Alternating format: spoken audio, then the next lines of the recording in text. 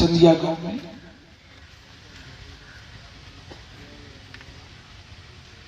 दरगाह प्रांगण पर हमारे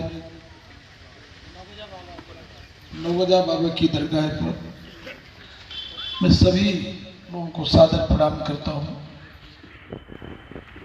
हमारे सम्मानीय पंडित सूर्यप्रकाश गौतम जी,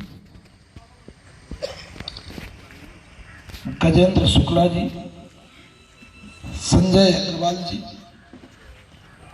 हमारे बड़े भाई कंचन त्रिपाठी जी, आपके उमरिया में आदिम जाति कल्याण विभाग में अधिकारी भी रहे, सब लोग जानते होंगे, हमारे मंच में बैठे हैं। लक्ष्मीकांत चतुर्वेदी जी, बंसरूप शर्मा जी, रामदास अग्रवाल जी, प्रमोद तिवारी जी, संजय पांडे जी, हीरालाल यादव जी, विक्रम हरीलाल यादव जी, विक्रम प्रताप सिंह जी, सुल्तान भाई,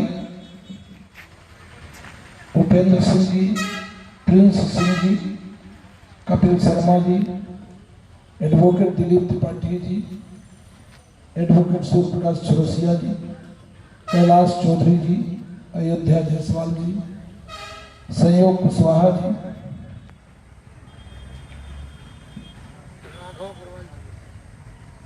यूथ के राघव अग्रवाल जी, हमारे साथ में आए हुए भोपाल से हमारे भोपाल के संयोजक सम्माननीय लालजी मिश्रा जी, सतना से आए हुए छत्रपाल सिंह छत्तू जी, आशुतोष सिंह जी, ज्ञानेंद्र द्विवेदी जी, विपिन तिवारी जी, अनिमेश जी, अभिषेक तिवारी जी, अरविंद शुक्ला जी, राजा भैया पटेल जी, वीरेंद्र यादव जी, भीम मिश्रा जी, अभी केबीसी में देखे होंगे 50 लाख जीतने वाला हमारा भतीजा प्रांशु त्रिपाठी जी, सभी लोग उसका टीवी में देख रहे थे कि जिस तरह युवाओं में जोश था। मैं उससे कुछ नाराज भी हुआ था।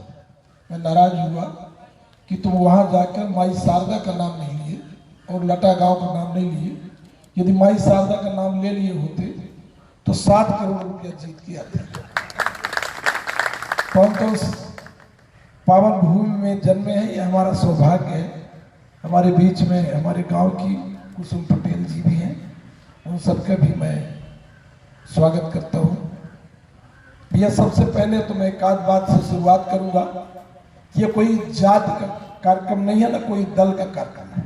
हम तो सभी दल की जिंदाबाद करते हैं।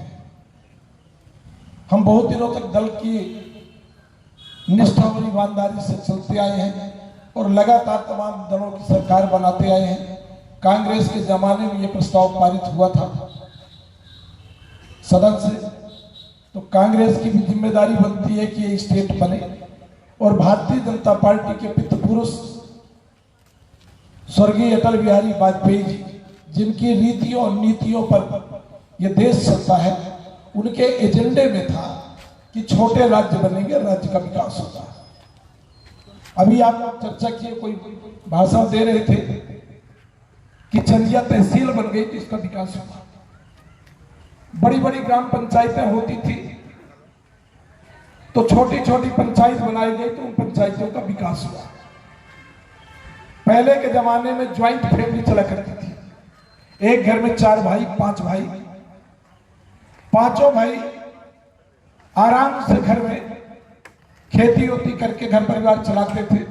एक भाई मेहनत किया करता था, 4 भाई दोपहरी खाना खा के सो जाते थे कि एक भाई काम कर रहा है, खेती बाड़ी अच्छी है। और आज का जमाना बदल गया। हमारा जो युवा वर्ग है वो ये चाहता है कि मेरी शादी भी हो तो मेरी पत्नी भी कमाने वाली मिल जाए तो हमारा घर और बेहतर चलेगा। ये समय बदल चुका है। जब हमारे ये बिल का विलय मध्य प्रदेश में किया गया था तो उस समय ये बोला गया था कि छोटे राज्य सर्वाइव नहीं करेंगे, विकास नहीं कर पाएंगे, तो बड़े राज्य के साथ मिला दिया जाए। और एक तरह से झूठे आश्वासन दिए गए थे कि रीवा को राजधानी का दर्जा दे देंगे। हमारे तमाम बुजुर्ग जो लोग बैठे हैं सबको पता है, और हमारे जो नए लड़के हैं, यूथ के लड़के हैं, ये तो दिन भर सर्च कर करके सब खोज के निकाल लेते हैं कि कहाँ क्या है। रीवा को राजधानी का दर्जा देंगे और रीवा में प्रमुख इकाइयां स्टेट की जो होती है उनको स्थापित करेंगे, और वो इकाइयां होती हैं शिक्षा की, वो इकाई है सड़क की पीडब्ल्यूडी की, वो इकाई है सिंचाई की, एग्रीकल्चर की, ये प्रमुख इकाइयां है पुलिस की। ये जब पूरी इकाइयां रीवा में होती तो जिस विभाग का जो भी काम होता आदमी यहां से रीवा जाता और रीवा में जाकर उस विभाग के सामने धरने में बैठता, अपने आप काम होते रहते। आज इस बिंद में मैं बिंद भर की बात न करूं और आगे बढ़ जाऊं महाकौशल की, और बिंद और बुंदेलखंड मिलकर बिंद बना था, तो बिंद बुंदेलखंड महाकौशल तीनों की स्थितियां को आप लोग देख समझ ले। तीनों जगह नेताओं का अभाव है, नेतृत्वकर्ताओं का अभाव है, नेतृत्व विहीन ये इलाके। जहां नेता है, हम आप सबके इलाके से पैसा जाता है, हमारे इलाके में, आपके इलाके में उमरिया, शहडोल, अनूपपुर भरा पड़ा है कोयला, खनिज संपदा का भंडार है। पूरे दुनिया में, पूरे हिंदुस्तान में कोयला जाता है। इसका जो टैक्स आता है, मैं नहीं जानता चंदिया को कितना मिल जाता है, मैं नहीं जानता कि हमारे क्षेत्र में हमारा जो हक है वो पैसा आता तो है, पर वो पैसा जाता है ग्वालियर, वो पैसा जाता है इंदौर, वो पैसा जाता है भोपाल, वो पैसा जाता है सागर। अब इस साल बनारस में चला गया वो पैसा इसलिए जाता है कि नेता कमजोर है। हमारे यहाँ के नेता धंधेबाज है, धंधा करना, व्यापार करना है, सभी व्यापारी हो गए। राजनीति करने वाला उद्योगपति बन जाता है, उसको क्षेत्र की चिंता नहीं, बोल सकता नहीं, दल का भय, टिकट की चिंता है। इन स्थितियों में हम आप आखिर करें क्या? हमें बच्चों को पढ़ाना है तो कहां भेजते? एक जमाना हुआ करता था कि जबलपुर में क्राइस्ट चर्च स्कूल हुआ करता था, जो बड़े घर के लोग अपने बच्चों को किसी तरह जबलपुर तक भेज देते थे। जबलपुर का भी हाल बेहाल हो गया। हम लोग जो 30 साल पहले जो जबलपुर देखे थे उससे ज्यादा कमजोर होता गया जबलपुर, यानी महाकौशल। जब बिंद के पुनर्निर्माण की बात आई तो जबलपुर से सम्माननीय ईश्वरदास चौहानी सदन में बहस किए थे कि बिंद के नेता दिल बड़ा करने, महाकौशल को और सागर को बिंद में मिलाने और बिंद प्रदेश का पुनर्निर्माण कराने। महाकौशल संघ की परिकल्पना में है, महाकौशल प्रांत संघ की परिकल्पना में। महाकौशल मालवा और मध्य भारत, इस हिंदुस्तान में 2-4 साल के अंदर 4-6 प्रदेश बन जाएंगे। यदि हम आप जागरूक हो जाएंगे तो हमारा जो बिंद था उस बिंद का पुनर्निर्माण हो जाएगा, नेताओं के दम पर नहीं। हमारा जो युवा वर्ग है, इस युवा वर्ग से अपील करता हूं कि आज किसी तरह आपके माताजी पिताजी घर द्वार खेती बाड़ी गिरवी रख के पढ़ा तो देते हैं, पर पढ़ाई के बाद सर्टिफिकेट लिए घूमते रहते हैं, किसी को कहीं नौकरी चाकरी नहीं मिल पाती। हम ये कब तक झूठ की बातें सुनते रहते? हमारे मुख्यमंत्री जी बहुत मेहनती मुख्यमंत्री जी हैं, पर जब क्षेत्र में जाते हैं, वहां जाके जब बातें करते हैं कि जो युवा वर्ग है वो भांजा है, युवा वर्ग चिंता न करे, उसकी चिंता कौन करेगा? कौन चिंता करेगा? उसका मामा चिंता करेगा। और हमारे मुख्यमंत्री जी कहते हैं कि घर द्वार खेत हो सब गिरवी रखो और किसी तरह पढ़ाई करो, मामा है। और जब पढ़ाई के बाद नौकरी चाकरी नहीं लगती तो खेत बिकता है उस बेटे के पिताजी का, तब मामा कहीं उस बैंक का लोन देने नहीं आता। कर्जा पिताजी चुकता कराते। ये कब तक चलेगा झूठ? ये झूठ के सहारे से ये कब तक राजनीति चलती रहेगी? यदि हम इन बातों को करते हैं तो बागी और बगावत का दर्जा दे दिया जाता है। मेरा सभी लोग से आग्रह निवेदन है, बहुत सालों तक दलों के नाम पर राजनीति हुई। आपका भी तो फर्ज बनता है, आपका भी तो धर्म है, आपका भी दायित्व है, आपकी भी जिम्मेदारी है कि आप हमारी आपकी तो कट गई, हमारे लड़के बच्चे नाती पंथी का भविष्य कैसे चलेगा, इनका कल्याण कैसे होगा? जब तक हम अपना स्टेट नहीं बनवाएंगे, तब तक हमारे बिंद का जब तक पुनर्निर्माण नहीं होगा, तो मैं दावे के साथ कहता हूं इस इलाके का कल्याण नहीं होगा। मैं पूरे बिंद की बातें करने लगूंगा तो बहुत समय लग जाएगा। अभी हमें 2 मीटिंग में जाना है। मैं आज आपके पास आया था, मैं किसी का नाम नहीं जानता था। हम एक अभियान चलाए, हमारे स्पीकर साहब गिरीश गौतम जी हमें सलाह दिए कि भैया आप लोग इसको जन आंदोलन बनाओ, इसको जनता का आंदोलन बनाने का काम करो, लोगों को जागरूक करो, लोगों के पास तक जाओ, लोगों से बोलो कि कोई हमको ज्ञापन नहीं देता, बिंद प्रदेश बनाना है तो लोग हमें ज्ञापन दे और लोग जागरूक होकर इसको जनता का आंदोलन बना दे। तो मैं अकेले चला था आज चदिया जाऊंगा, चदिया में 2-4-10 लोग जो मिलेंगे उनसे मिलूंगा, उनसे बात करूंगा, लोगों को जागरूक करूंगा और कहूंगा कि ये नारायण त्रिपाठी का आंदोलन नहीं है, ये आंदोलन है हमारे आप सबके बाल बच्चों के भविष्य का। इसलिए आप सबको जागृत होना पड़ेगा और इस आंदोलन को, इसकी लड़ाई को आप सबको लड़ना पड़ेगा, न लाठी से, न डंडे से, न धरना प्रदर्शन आंदोलन से। यह आंदोलन सिर्फ आप सबकी ताकत से, आप सबकी ताकत से यह आंदोलन खड़ा होगा और आप सबकी ताकत से यह बिंद प्रदेश बनेगा। बिंद प्रदेश यदि बनेगा तो हमारे तमाम व्यापारी भाई, हमारा तमाम मजदूर वर्ग, जो भी होगा उन सबका कल्याण होगा। बिंद प्रदेश का कल्याण तभी होगा जब बिंद प्रदेश का पुनर्निर्माण होगा। ये कब तक 1 रुपया किलो गेहूं और 1 रुपया किलो चावल के दम पर राजनीति चलेगी? एक आदमी को 1 महीना पे 5 किलो तौलाई हो जाए तो 5 किलो वो अनाज 3.5 किलो मिला था। धन्यवाद है गरीब बेचारा। 1 रुपया किलो गेहूं, 1 रुपया किलो चावल, 1 महीने में 5 किलो तौल हो तो 3.5 किलो। जितना वो कार्ड बनवाने में लगा दिया पैसा, उतने तो 1 साल का केला खरीद के घर में रख लेंगे। हमारा बिंद बन जाए तो मैं चुनौती के साथ बोलता हूं कि हमारे बिंद में वो तमाम अपार संपदाएं भरी पड़ी है, सब कुछ भरा पड़ा है जो मोदी जी की कल्पना है। क्या आत्मनिर्भर हिंदुस्तान, समृद्ध हिंदुस्तान, हमारा बिंद आत्मनिर्भर और समृद्ध बिंद के वासी कहलाएंगे हम लोग यदि हमारा बिंद बन जाएगा। मैं चुनौती के साथ बोलता हूं कि ज्यादा से ज्यादा 4-5 साल के अंदर हमारे हिंदुस्तान में 4-6 स्टेट बनेंगे।